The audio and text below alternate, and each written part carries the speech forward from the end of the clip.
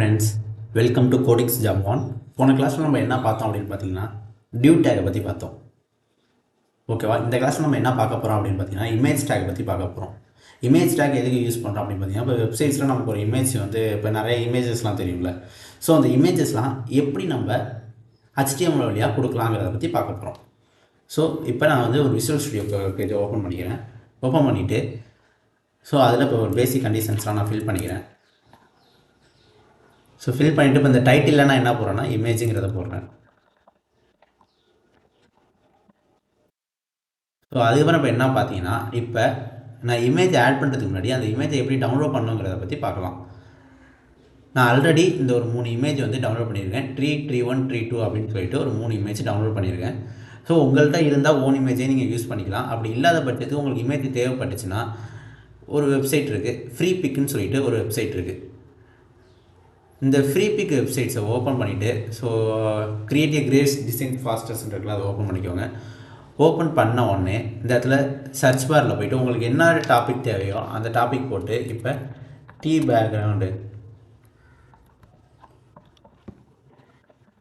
பேக்ரவுண்டுன்னு போட்டு இதை சர்ச் பண்ணிட்டீங்கன்னா உங்களுக்கு இப்போ என்ன இமேஜ் தேவையோ அந்த இப்போ அந்த ட்ரீ இமேஜ் எல்லாமே உங்களுக்கு கிடச்சிரும். இப்போ உங்களுக்கு எந்த இமேஜ் இதில் பிடிச்சிருக்கோ அந்த இமேஜை சூஸ் பண்ணிவிட்டு டவுன்லோட் கொடுத்தீங்கன்னா உங்களுக்கு டவுன்லோட் ஆகிடும்.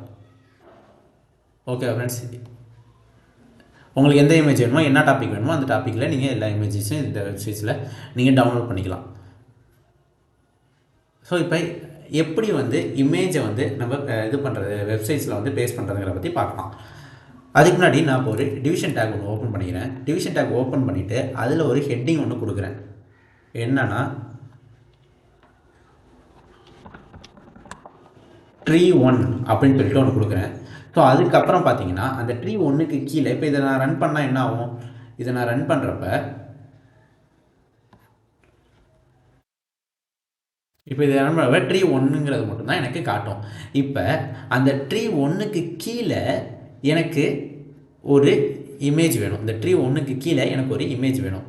ஸோ அப்போ நான் என்ன பண்ணலாம் அப்படின்னு பார்த்தீங்கன்னா, அதுக்குள்ள இமேஜுங்கிற ஒரு டேக், அது எப்படி அந்த டேக் யூஸ் பண்ணுறதுன்னா, இப்போ இமேஜுங்கிறதுக்கு பதிலாக IMG அப்படிங்கிற டேகை நம்ம யூஸ் பண்ண போகிறோம். இதுக்கு வந்து ஓப்பன் டேக் மட்டும்தான் தவிர க்ளோஸ் டேக் கிடையாது.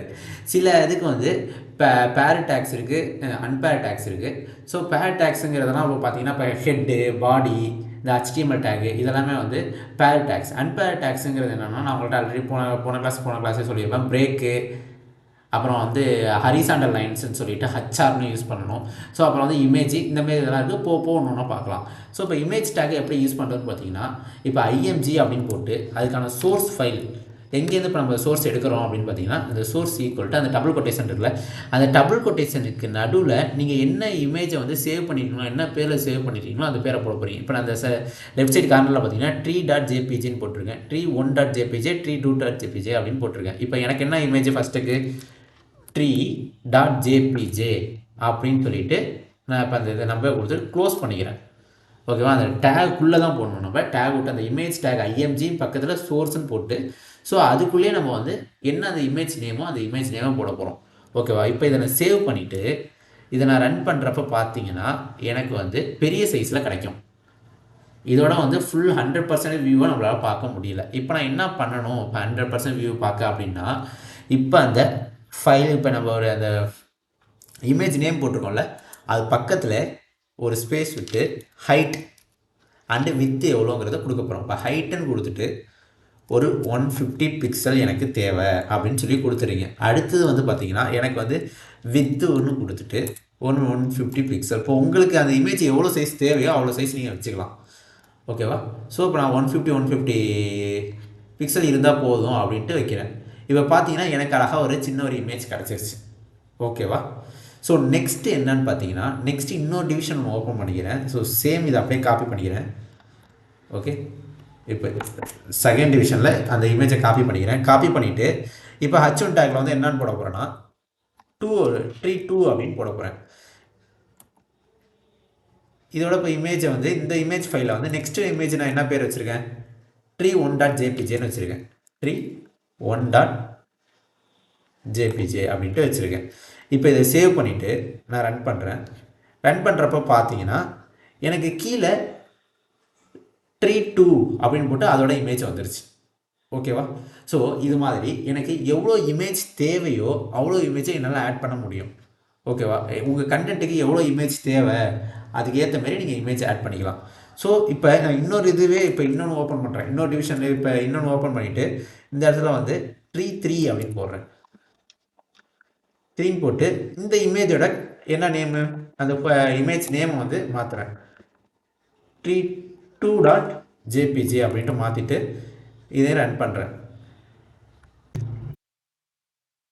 பார்த்தீங்கன்னா இப்போ இமேஜ் 3 சைஸ் வந்து ட்ரீ3 சைஸ் வந்து நமக்கு கிடச்சிருச்சு.